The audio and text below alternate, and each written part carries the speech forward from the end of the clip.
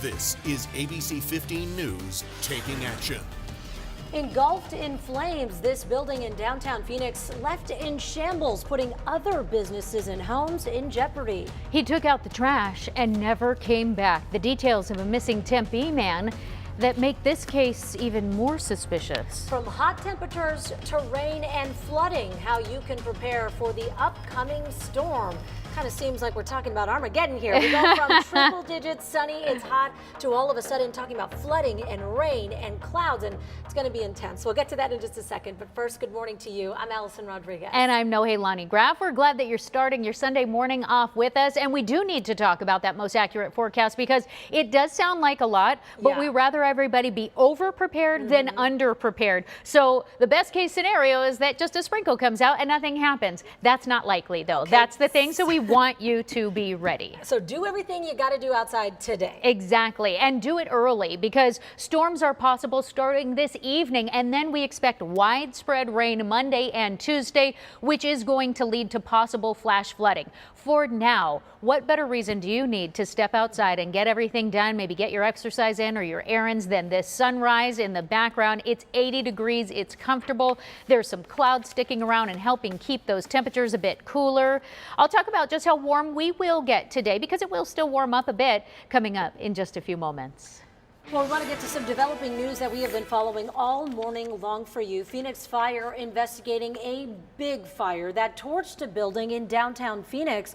That is where ABC 15's Jamie Warren is on I-17 in Central. Jamie, this apparently, you're saying, happened at a cabinet store and just added to these flames that were very intense. Exactly. That cabinet store inside was kind of like fuel to the fire here. The flames are out now, but we can still smell the smoke in the air outside right now. And take a look over here. We can see crews right now with the hoses out. They're still spraying a lot of water onto this property because this fire was just so massive. It all started at around 1:30 this morning, and ABC 15 was first on the scene, capturing the moment. Firefighters worked hard to put out those flames. Engulfing, what we're learning, was a 60,000 square foot cabinet shop.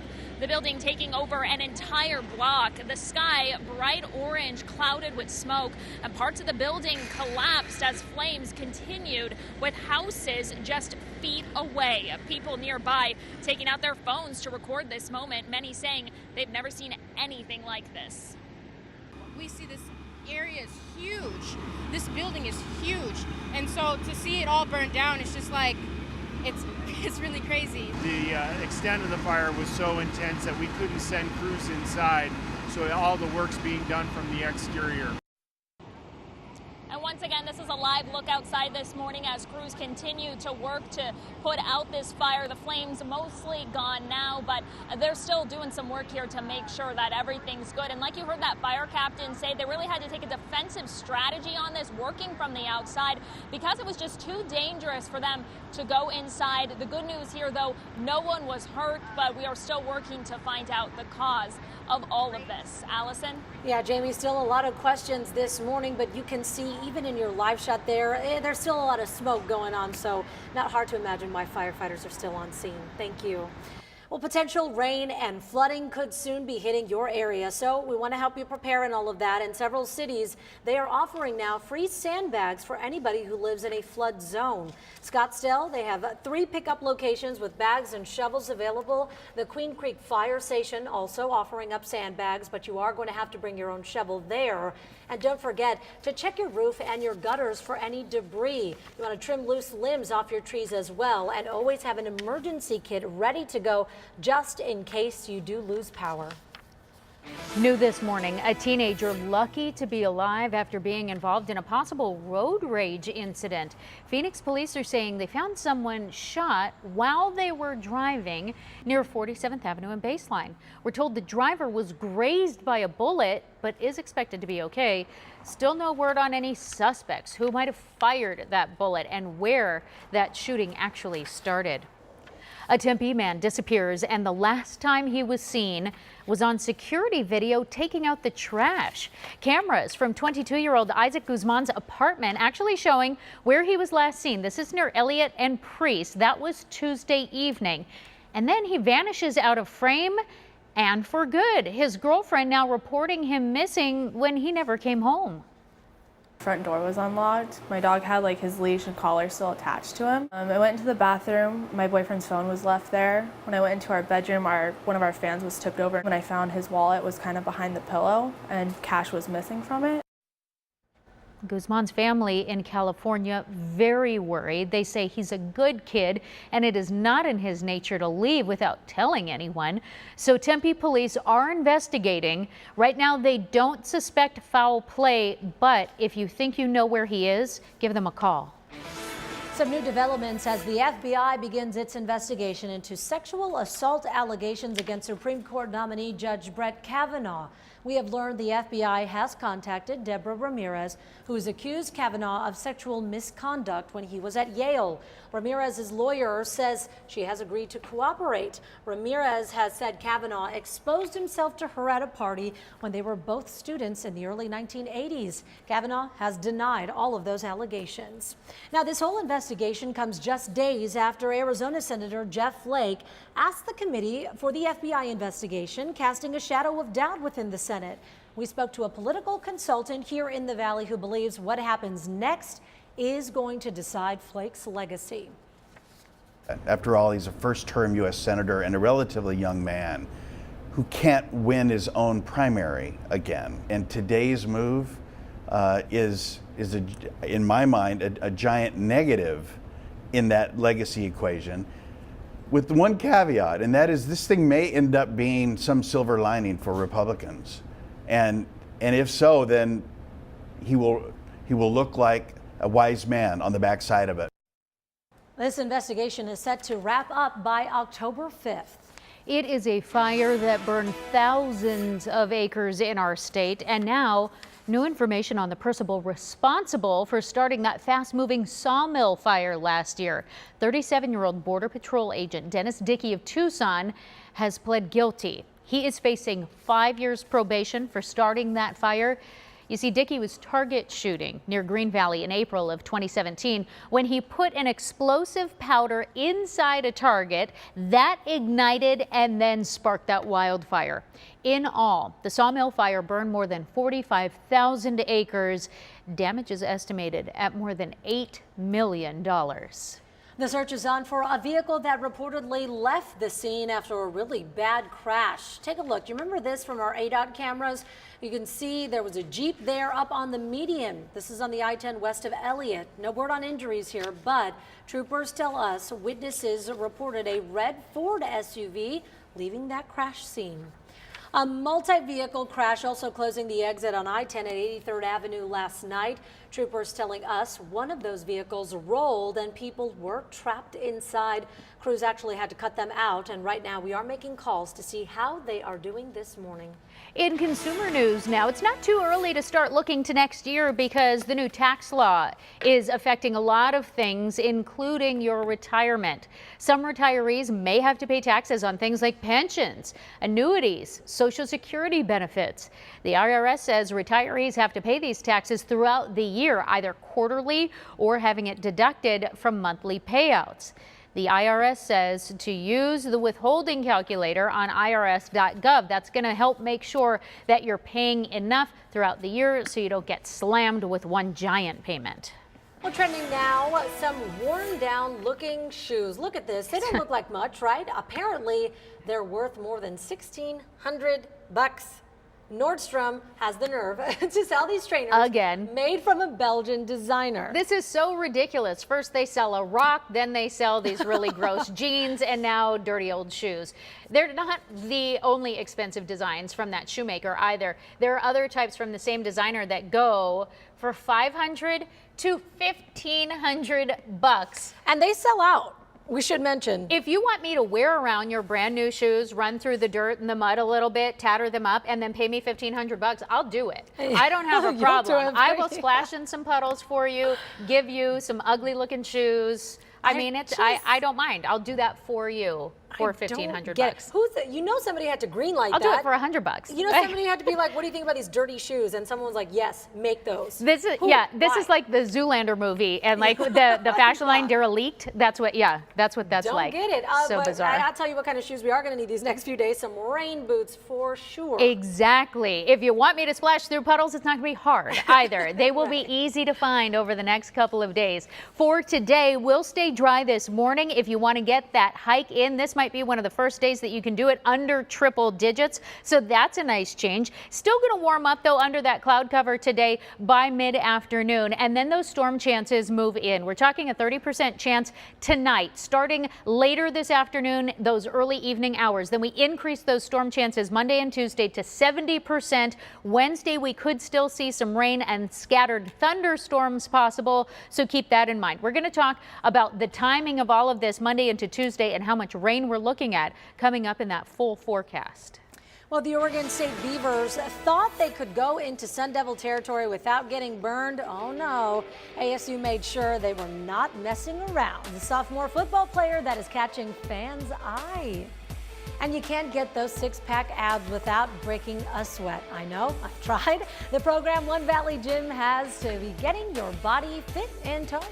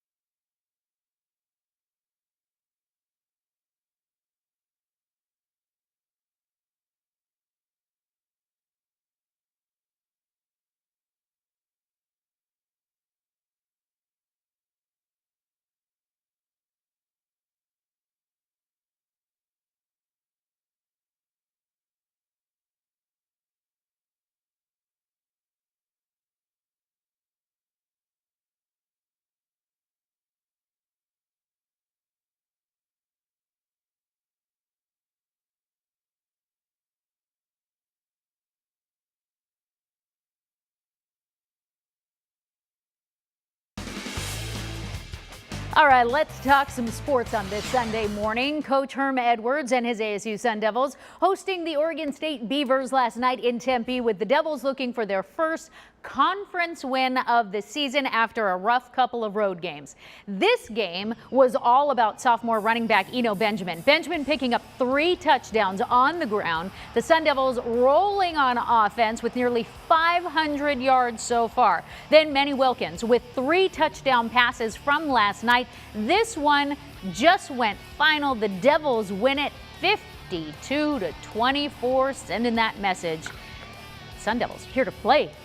The Arizona Wildcats hosting the USC Trojans at Arizona Stadium in Tucson, with the Wildcats hoping to knock off SC and move to 2-0 in Pac-12 play. The Wildcats getting beat up by the Trojans, though. USC with over 200 yards of rushing against a porous Wildcats defense. SC with a 24-0 lead before the Cats get on the scoreboard finally with a 33-yard touchdown pass from Khalil Tate right there. Within the last quarter, Arizona gaining 14 points, but still not enough for the W. Final score here, USC 24, Arizona just losing it with 20. Well, if you haven't been able to tell already, it is football Sponsored by season, and Sanderson nothing is Ford. better than a bunch of 7, 8, and 9-year-olds playing Pop Warner football on a Saturday morning. I want you to meet the Bighorns and the Buckeyes. It's the Bighorns in maroon and black and the Buckeyes in red and white. And while the Bighorns' Cash Allen takes advantage early, the Buckeyes' defense stiffens. In fact, both defenses toughen up. And while the fans are loving the intensity, sometimes you just have to resort to bribery to get the kids to play harder. Come on, Chase, you want that PlayStation 4? I know that's right. Mom's got to buy a game. The first half comes to a scoreless end, and that means it's time for some coaching strategy. I need you guys to turn it up a little bit more. Coach. Just a little bit more. We only got 20 minutes left. 20 minutes left, guys. That's it. We end up missing it. Remember, on the offensive line, you got the inside guy out. Always take the inside guy and work your way out. After the pep talks and some fluids, it's back to the action. And the Buckeyes offense explodes in the second half. Number 24, Nicholas Yu, breaks one open and puts Chandler in scoring position in the third quarter.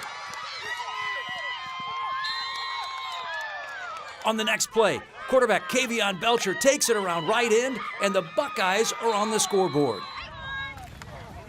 The extra point is good, and the home team is in command. The defense stays tough throughout the second half, and the Buckeyes come away with a 13-0 W. Congratulations, Bighorns and Buckeyes. You're this week's Small Stars. We all we got. We all we need. Buckeyes on 3. 1, 2, 3, Buckeyes! Love you guys. I love seeing all those smiles. Well, to watch any of our recent Small Stars, you can head over to our website, abc15.com. And if you know of a small star that you would like us to feature, you can email us at smallstars@abc15.com. Send us a tweet, or you can hit us up on Facebook.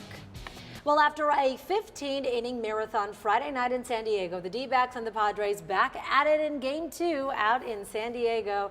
The D-backs, they get out to an early 2-0 lead behind a run-scoring single.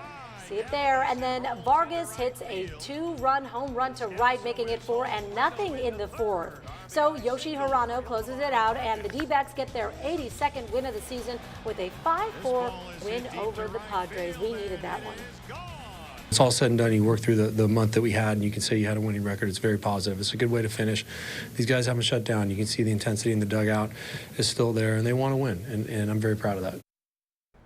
They should be. All right, so the Diamondbacks getting a win, ASU getting a win. Yeah. Now the Cardinals get their chance today. Fingers crossed. Come on, guys. That's what we're hoping for. But we know that everybody who's heading out to tailgate today, you're going to want to know what that forecast is all about. I'm saying maybe keep the rain gear in the car for when the game is done, if you plan to make any stops after the game. Here's what I like about that is, like you were talking about the tailgating, you're saying some of the clouds will kind of be a nice welcome change because things got very hot yesterday. So wouldn't be bad to do anything you have planned today versus the next few days. Ain't gonna happen. Exactly. Here's the reason why it's not going to happen: because of Hurricane Rosa. We are tracking that hurricane out in the Pacific right now, downgraded to a Category 1 storm. So the winds are weakening, but the intensity of the rain and what it could push into our area not backing down so far. So as we track this hurricane, as it moves toward the Baja Peninsula here on Monday, then over the course of Monday into Tuesday, it tracks over Arizona, at least the remnants and what's left, and that's what's going to make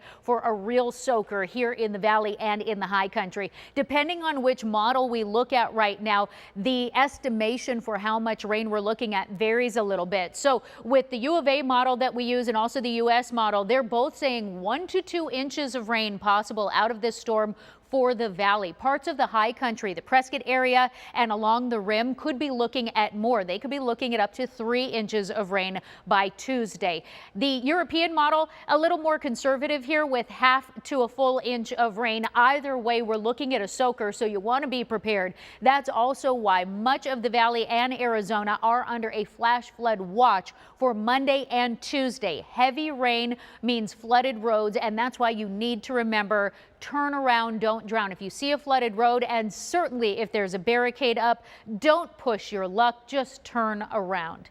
Temperatures right now, a cool start statewide, nice and comfortable for everybody. In the high country, it's rather cool in Flagstaff this morning in the mid 40s. You're still in the upper 30s up at the Grand Canyon. South of the rim, it's a little bit warmer than that, but still pretty cool. Upper 50s for Payson right now, mid 50s for Prescott. Southeastern portion of Arizona sitting in the low 70s and even mid 60s if you're in Safford. Forecast highs for today, a little cooler than we saw yesterday. Safford will warm to 95, Casa Grande 95, Yuma in the upper 90s as well. And right along that western border will stay in the upper 90s. It'll be a little cooler in the high country though compared to what we saw yesterday. Sedona made it into the 90s today. I don't think you'll make it out of the 80s. Flagstaff also going to be comfortable today in the low 70s, but that's because there's going to be a lot of cloud cover statewide, helping cool those temperatures as those storm chances start to move in later this afternoon and overnight.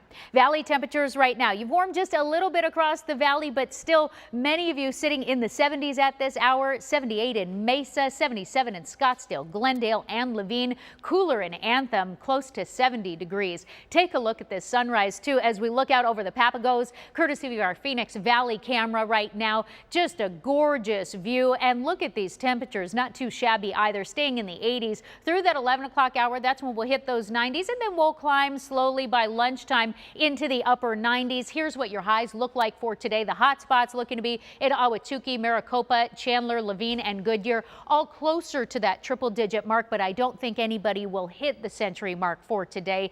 Cave Creek going to be absolutely gorgeous, 93 degrees. It's going to feel so much cooler than what we've been used to the last couple of months, so that cloud cover is really going to help. And then look at the temperature drop. If you think that the 90s suddenly feel great, all of a sudden the 80s are going to be amazing, and that's where we'll dip to because of those storm chances over the next couple of days. By Tuesday, we'll be in the mid 80s, and by the end of the work week, those overnight temperatures could start dipping into the upper 60s. I'm going to show you what that looks like and track those storm chances for you coming up a little later this morning. Video of a plane crash in Indonesia that left a dozen stranded in the middle of a lagoon. What the footage is revealing about the rescue. And we are waking up early for this exercise routine, the steps you can make to get your body back into shape.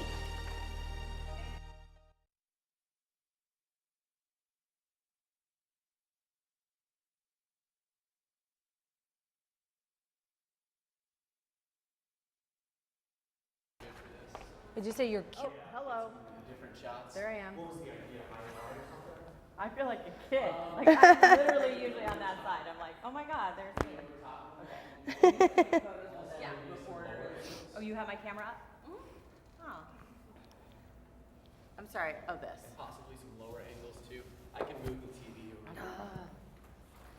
We have to leave that folded. Yeah. Is it bad that I'm such a yoga person?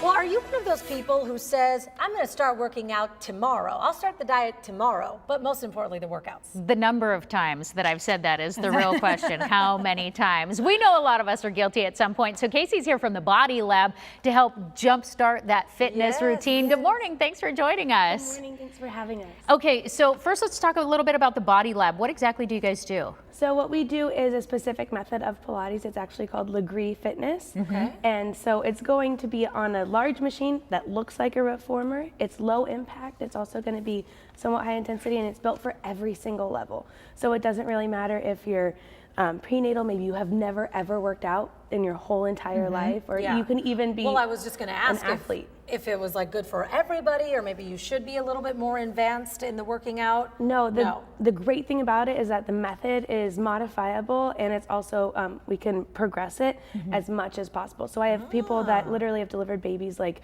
3 months ago, and then athletes as well. I'm going to say I've been to the Body Lab. It is low impact, but holy it is cow, intense. about ready to have a baby, like hands even down to that imagine. mom. Yeah. Great job. I I mean, I know you're still working out. Okay, so where do you start? What if you are somebody who hasn't done it? How do we jumpstart this? You can do some, we're going to demonstrate some exercises that you can always do at home that are going to be achievable for any level. To help ease yourself in? Yeah. Yeah. So like show me one of your So here, good Jen, effective moves. she's going to be in a bridge position, and then she's going to press the weights up. So she's still engaging her glutes, her rear end. Okay. Okay. She's pressing through her heels. She's engaging her hamstrings as well as her core, and then she's doing upper body as well. She's So we're getting a So is full this body like- here. And is this Full body. like intermediate? This is like what everybody in class would be doing. Yeah, we can also make this a lot more challenging as well. How would we do that? So she can Sorry, always Jen. she can always go ahead and lift one leg. Okay. Absolutely. And then making it a little easier for somebody who's like, whoa, this is going to be intense. Yeah, I and then can't she even can do just that. set her butt down, and she can And do still the press it up. If she Okay. wants to engage more abs, she can even bring her feet up into a tabletop position. while So we butt down and then knees up. While we still have Yeah. time, give us one more move that's a little different, because I know you have a couple of things to show us here. So let's get Absolutely. one more in there while we can. And then we can go ahead and work the waistline as well. So here she's going to go ahead and be in a bicycle crunch. There you go. And she's just extending opposite legs. Well, she makes So it look easy. I know. she's very, very strong. She's a perfect model to demonstrate. Okay. But it can be from any level. Right, any level. And that's the thing. We work one-on-one with the clients in the classes. Perfect. Casey, thank you so much for being here. We appreciate it. We're going to keep Jen moving here as we show you those locations that you guys have in Arcadia and Scottsdale as well. The website up there on your screen because you have multiple times, things like that for people to come check you out. All day, every day, yeah. All right. Thank you. We'll be right back.